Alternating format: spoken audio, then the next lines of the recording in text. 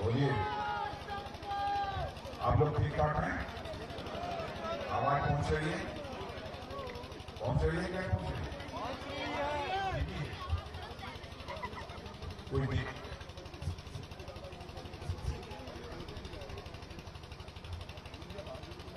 आप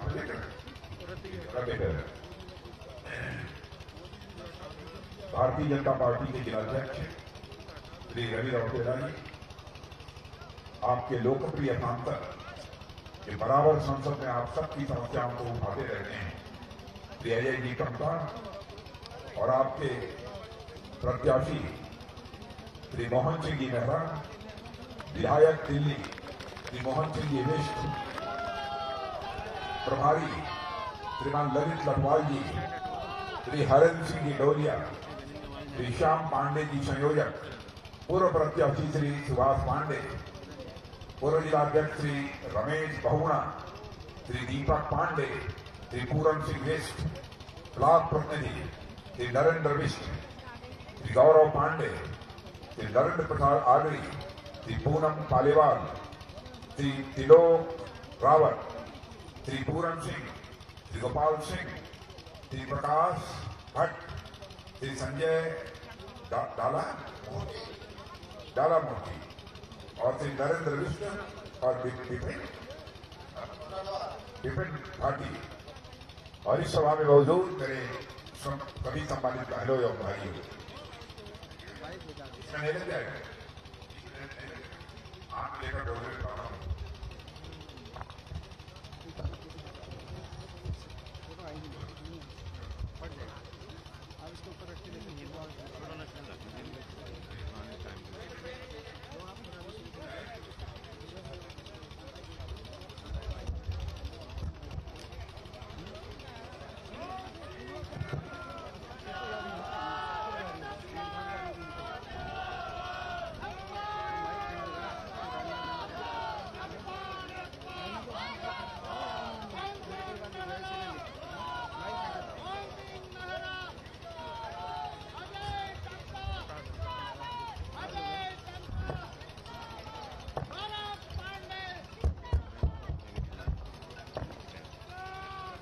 बहनों भाइयों, शायद इस स्थान पर पहली बार मैं किसी सभा को संबोधित करने के लिए आप सबके बीच आया। इसके पहले आया हूं कि नहीं कभी? कब आए थे?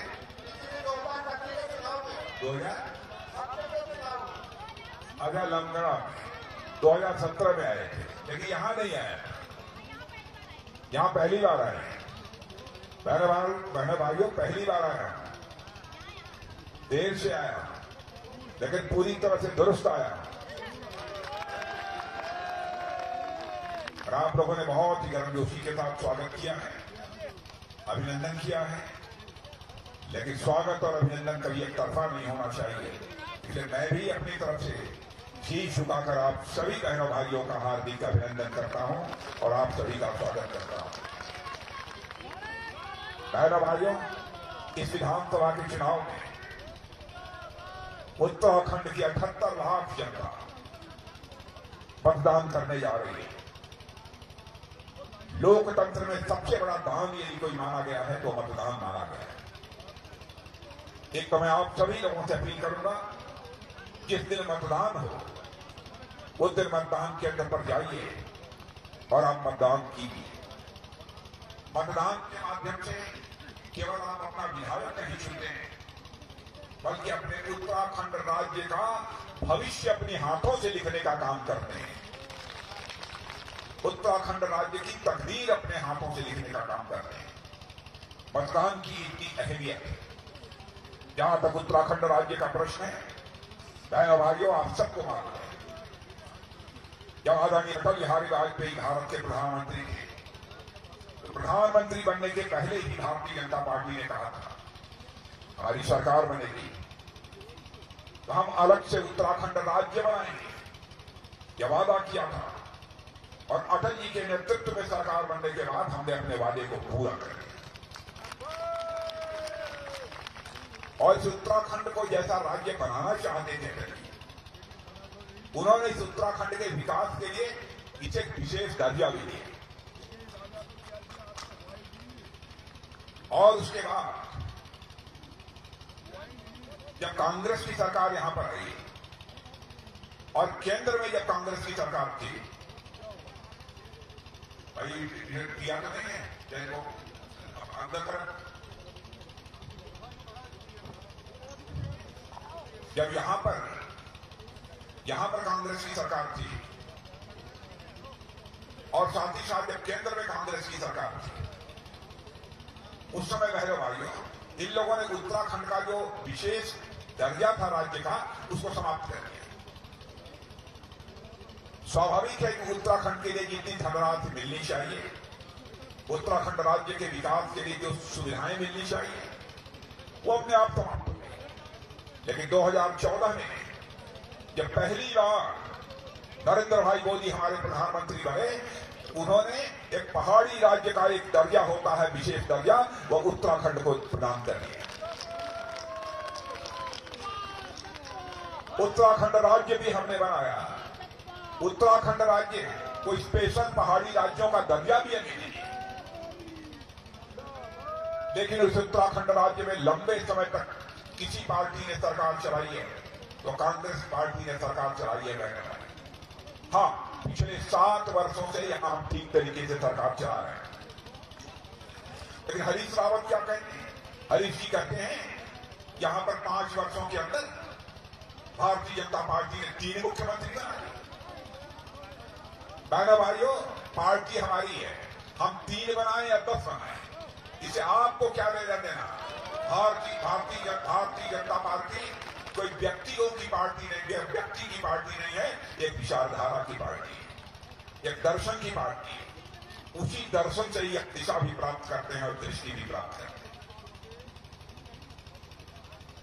आपके यहां तो अभी तक आपकी पार्टी ने कौन मुख्यमंत्री होगा इसको घोषित ही नहीं किया। कांग्रेस पार्टी हिम्मत नहीं कर पा रही और हम लोगों ने तो डंके की चोट पर कह दिया हमारा पुष्कर धामी ही मुख्यमंत्री होगा। पुष्कर धामी कितना सरल है, कितना सौम्य है, और नाम भी परमात्मा की कृपा से उसका पुष्कर रखा।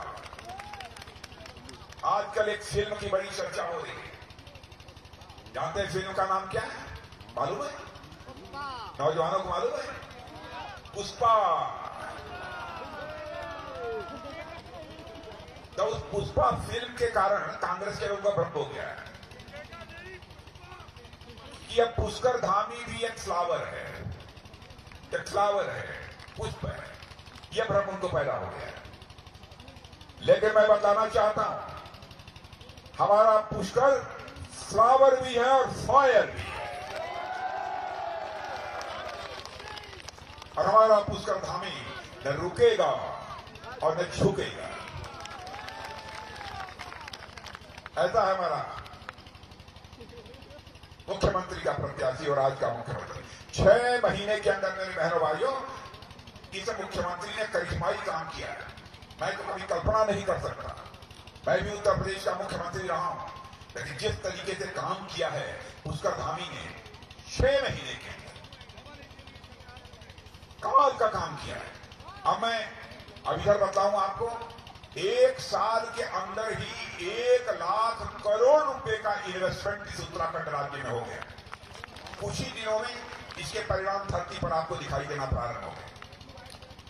और उधम सिंह नगर से लगभग 500 करोड़ की लागत से एक एम्स का सैटेलाइट सेंटर भी स्थापित किया जा रहा है, 500 करोड़ लगाकर। इससे कुमाऊं और तराई क्षेत्र के लोगों को विश्वस्तरीय सुविधाएं मिलेंगी, स्वास्थ्य की सुविधाएं। अरे घर बैठे बैठे भी आप स्वास्थ्य की सुविधाएं ले सकते हैं। एक ऐसा सैटेलाइट सेंटर, एम्स का एक सैटेलाइट सेंटर यहां पर बन रहा है, ताकि सभी जगह हॉस्पिटल नहीं खोले जा सकते। इसलिए एम्स का सैटेलाइट सेंटर उधम सिंह नगर में बनाया जा रहा है। तो इस क्षेत्र के लोगों को विश्वस्तरीय स्वास्थ्य की सुविधाएं मिलेगी। और पिथौरागढ़ में 455 करोड़ रुपया लगाकर एक मेडिकल कॉलेज बनाया गया। और मैं आपको बताकर जाना चाहता हूं, हमारी सरकार की सोच है हर जिले में एक मेडिकल कॉलेज बनाएंगे बहनों भाइयों, और हर जिले में एक मेडिकल कॉलेज बनकर रहे ताकि आपके बच्चों की पढ़ाई हो सके। आप अपना इलाज कराना चाहते हैं, आप इलाज भी ठीक तरीके से करा सके। और अभी अल्मोड़ा मेडिकल कॉलेज को एमबीबीएस की मान्यता भी मिल रही है। 100 सीटों पर अब एमबीबीएस की वहां पर पढ़ाई होगी। और भी बहुत सारे काम पुष्कर धामी ने किए। 22,000 से ज्यादा पदों पर जो अगले 6 माह के अंदर भर्ती करने का आदेश दे दिया है। जो खाली पड़े हैं स्थान का भर्ती करो, जल्दी करो, 6 महीने के अंदर भर्ती करके दिखा। विश्वविद्यालय के जो अस्थायी अध्यापक थे उनका भी मानदेय बढ़ाकर 35,000 रुपया करने का काम। कई काम किए। अब बहनों भाइयों, भाजपा का जहां तक सवाल है, भाजपा जो कहती है वो करती है। हम लोगों ने बहुत पहले कहा था हमारी सरकार आ जाएगी, 1 रैंक 1 पेंशन लागू करेगी। कांग्रेस की सरकार 30-40 साल नहीं कर पाई, लेकिन दिल्ली में अपनी सरकार बनते ही चुटकी बजाकर हम लोगों ने 1 रैंक 1 पेंशन को लागू किया। यह है हमारा चरित्र। उत्तराखंड के विकास के लिए बहुत बड़ा काम हो रहा है। अभी अजय टंडा जी बता रहे थे, उसका लाभ हमारे इस क्षेत्र को भी मिलेगा। ऑल वेदर रोड बनाई जा रही है जो चारों धामों को भी जोड़ने का काम करेगी। चारों धामों को भी ये जोड़ने का काम करेगी। यह कोई छोटी बात नहीं है। इस पर लगभग 11,700 करोड़ रुपया खर्च हो रहा है। चारों धाम का सहजता से आप दर्शन कर सकेंगे। जब जाना चाहें, जिस मौसम में जाना चाहें, आप वहां जा सकते हैं। लेकिन जानते हैं, रक्षा मंत्री होने के नाते मुझे क्या खुशी है? मुझे इस बात की खुशी है जब ऑल वेदर रोड बन जाएगी तो हमारा सेना का जवान चीन के बॉर्डर पर भी जाना चाहेगा तो सुगमता से, आसानी से चीन के बॉर्डर पर भी पहुंच सकता। मुझे इस बात की भाइयों, इन चीजों की इसलिए मैंने चर्चा की। 6 महीने के वही मुख्यमंत्री इतना काम कर दे, करा दे, यह कोई छोटी बात नहीं। जितने भी प्रशंसा किया पुष्कर धामी की सरकार की, वो बहन भाइयों का। भाजपा के बारे में एक बात पक्का मानी, जो हम लोगों ने कहा तब किया। उत्तराखंड राज्य बनाने की बात कही, पूरा किया। हम लोगों ने विशेष दर्जा देने की बात कही, हमने पूरा किया। हमने एक बात कही थी 1951 में, जब डॉक्टर श्यामा प्रसाद मुखर्जी अध्यक्ष हुआ करते थे और हम लोग की पार्टी का नाम उस समय भारतीय जनता। हम लोगों ने कहा था कि हमारी सरकार जिस दिन बनेगी और संसद में हमको बहुमत है तो जम्मू कश्मीर को जो धारा 370 के तहत विशेषाधिकार प्राप्त है, हम चुटकी बजाकर समाप्त कर देंगे और जम्मू कश्मीर का भी वही दर्जा होगा जो हिंदुस्तान के अन्य राज्यों का दर्जा है। बहनों भाइयों, सरकार बनते ही दोनों संसद के सदनों में बहुमत मिलते ही चुटकी बजाकर हम लोगों ने धारा 370 समाप्त कर दिया और जम्मू कश्मीर का वही दर्जा है जो हिंदुस्तान के अन्य राज्यों का दर्जा है। जो कहा था वो किया। भारत का विभाजन 1947 से नहीं होना चाहिए, हो गया। लेकिन पाकिस्तान में जो हमारे हिंदू, सिख, ईसाई, पारसी, यहूदी जो अल्पसंख्यक के रूप में पाकिस्तान में रहे, उनका धार्मिक उत्पीड़न हो रहा। हम लोगों ने कहा कि चाहे पाकिस्तान हो, चाहे अफगानिस्तान हो, चाहे बांग्लादेश, वहां पर रहने वाले हिंदू, सिख, ईसाई, यहूदी, पारसी जो भी भारत के मूल निवासी हैं, यदि वहां पर उनका धार्मिक उत्पीड़न होता है और वह भागकर भारत आते हैं तो उन्हें ससम्मान जिंदगी जीने के लिए हम उनको भारत का नागरिक बनाएंगे और नागरिकता का कानून पास करेंगे। और बहनों भाइयों, डंके की चोट पर हम लोगों ने नागरिकता का कानून पास किया।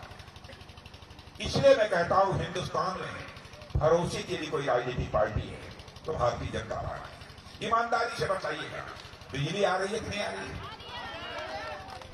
भारतीय जनता पार्टी की सरकार है। और टंडा जी, यहां क्या क्या हो रहा है? गांव तक सड़क बन गई कि नहीं बन गई?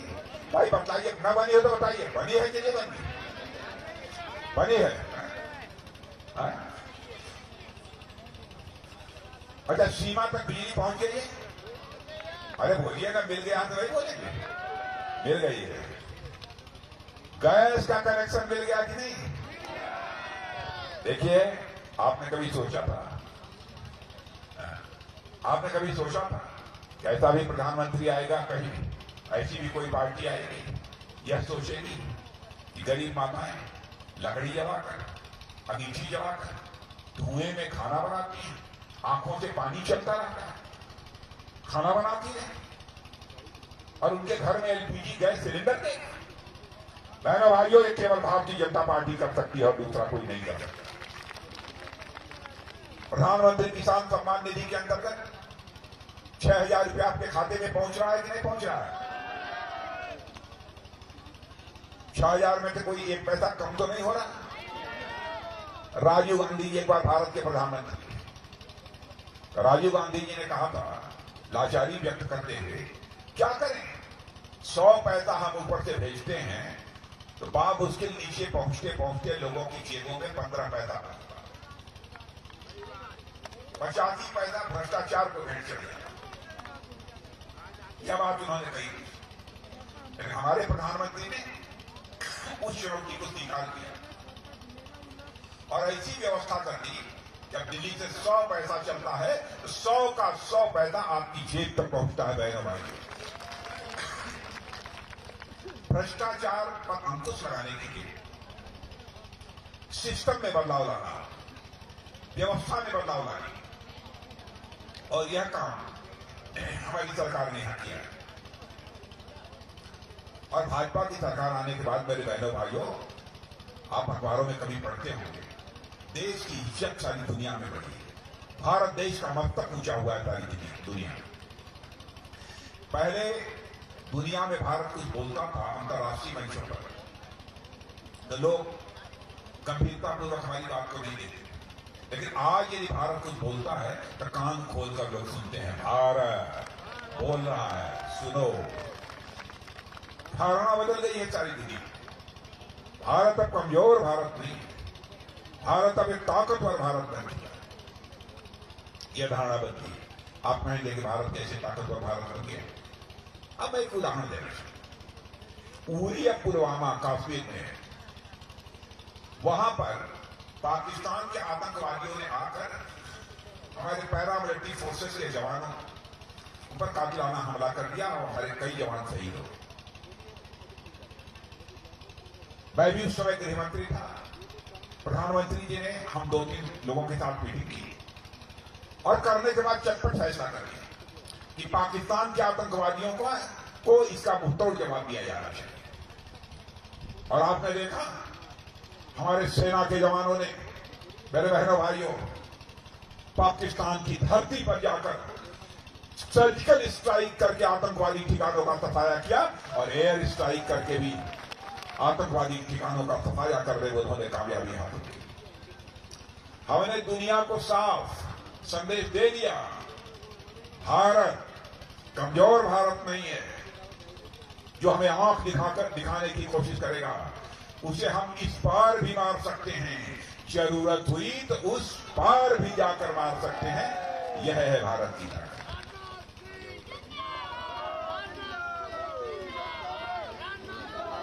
इसलिए बहनों भाइयों मैं कहना चाहता हूं, आप सभी का समर्थन हमको प्राप्त होना चाहिए। आयुष्मान भारत का कार्ड यहां कोई 10-20 लोगों को मिला है? आयुष्मान भारत का हाथ उठाइए, किसी को मिला है? कुछ लोगों को मिला है, जिनको मिला है वही हाथ उठाएं। मिला है, मिलेगा, चिंता होता मुझे शुरू हुआ है। आयुष्मान भारत की जो योजना है, आपको आश्चर्य होगा बहनों भाई, दुनिया में किसी देश के पास ऐसी योजना नहीं, दुनिया में किसी देश के पास ऐसी योजना नहीं जो हमारी सरकार ने लागू किया। भाजपा की सरकार है। पहले गरीब के पास पैसा नहीं होता था, चारपाई पर दम तोड़ देता था, इलाज नहीं करा पाता था। लेकिन आज गरीब से गरीब व्यक्ति यदि आयुष्मान भारत का कार्ड ले रखा है, उसमें बीमार हो जाता है 5 लाख रुपए तक का उसका मुफ्त इलाज किया जाएगा, मुफ्त इलाज किया जाएगा बहन भाइयों। यह है आयुष्मान भारत की। दुनिया के किसी भी देश में इस प्रकार की योजना लागू नहीं। कांग्रेस के लोगों के समझ में सब सारी बातें नहीं आती। 60 साल तक हुकूमत किया उन्होंने, लेकिन यह सब कोई काम नहीं किया। उनके नेता क्या कहते हैं? हमारे फौज के जवानों को डिमोरलाइज करने की कोशिश कर रहे हैं। गलवान घाटी में भारत और चीन के बीच संघर्ष हुआ था, मालूम है कि नहीं? मालूम है कि नहीं? जानते हैं क्या कहा था राहुल गांधी ने खड़े होकर? हमारे जवान ज्यादा मारे गए और चीन के जवान बहुत कम मारे गए। अभी 4 दिन पहले संसद में खड़े होकर बात कही, जबकि 3 दिन पहले ऑस्ट्रेलिया के एक पत्रकार ने, खोजी पत्रकार ने चीन में जाकर खोजबीन करने के बाद लिखा है कि भारत और चीन के सेना के जवानों के बीच जो आमना सामना हुआ था, संघर्ष हुआ था, उसमें चीन के 38 से लेकर 50 जवान मारे गए हैं बहने भाइयों, 38 से लेकर 50 जवान। और राहुल गांधी हमारे जवानों की शौर्य, पराक्रम और साहस पर सवालिया निशान लगाने की कोशिश करते हैं। बहने भाइयों, ऐसी राजनीतिक पार्टियों को किसी भी सूरत में माफ नहीं किया जाना चाहिए। मैं आप सबसे अपील करने के लिए आया। हमारा घोषणा पत्र भी जारी हो गया है कि नहीं हुआ? कल हमारा घोषणा पत्र जारी हो जाएगा। आप लोग अखबारों में पढ़ लेना, मंगवा के देख लेना, उसमें हम जो कहेंगे अक्षर से उनका हम पालन करेंगे। पिछले घोषणा पत्र में भी जो कहा था उसको निभाया है, और इस बार भी जो कहेंगे उसको निभाएंगे। जो हम नहीं निभा पाएंगे उसको बहनों भाइयों हम आपसे नहीं कहेंगे। इसलिए मैं आप सबसे अपील कर रहा है कि आप सभी का समर्थन भारतीय जनता पार्टी को प्राप्त होना चाहिए। रहेगा कि नहीं रहेगा? और आपके जो प्रत्याशी हैं, आज मैं पहली बार मिला हूं मोहन सिंह जी मेहरा से, पहली बार। शायद 2 साल पहले ही पार्टी में भी आए, पहले जिला पंचायत के अध्यक्ष भी रह चुके। अब देखिए, इनको भी ये बात समझ में आ गई, अब कांग्रेस देश का भला नहीं कर सकती है, अब कोई पार्टी भला कर सकती है तो भाजपा कर सकती है। बहुत भले आदमी है मोहन सिंह जी मेहरा। मोहन सिंह जी मेहरा बहुत भले आदमी, और मोहन सिंह जी मेहरा पढ़े लिखे आदमी, चीजों को समझते हैं। इसीलिए उन्होंने फैसला किया यदि देश के लिए, समाज के लिए कोई काम करना है तो भाजपा में रहकर ही काम किया जा सकता है, दूसरी राजनीतिक पार्टी। इसलिए बहनों भाइयों, मैं ज्यादा न बोलते हुए आप सभी लोगों से अपील करूंगा, आप सभी का आशीर्वाद भारतीय जनता पार्टी कमल के फूल को प्राप्त होना चाहिए। और मैं मानकर चलता हूं कि आप लोग हमारे मोहन सिंह जी मेहरा को भारी मतों से विजय दिलाएंगे। पक्का? पीछे के लोग भी ऊपर हाथ उठा के ताली बजा दीजिए तमाम को। वाह, क्या पूछिए। तो मैं चलूं लाया है खाने पीने के लिए? ये कह रहा है कि नहीं रुकिए, कुछ खाने पीने के लिए लाए हैं? क्या है? अच्छा, ऐसा है, मोहन सिंह जी मेहरा को जिता दीजिए। टमटा जी हैं हमारे, टमटा जी बहुत बोलते हैं हाउस में आप लोगों की बातों को, बराबर मंत्रियों को टमटा जी परेशान करते रहते हैं हमारे अपने क्षेत्र के विकास के लिए। टमटा जी मेहरा जी जिस दिन हमको पकड़ कर लाएंगे, मैं आ जाऊंगा और आऊंगा, तभी जब आप इनको, हमारे मेहरा जी को, मोहन सिंह जी को जिताएंगे तभी आऊंगा।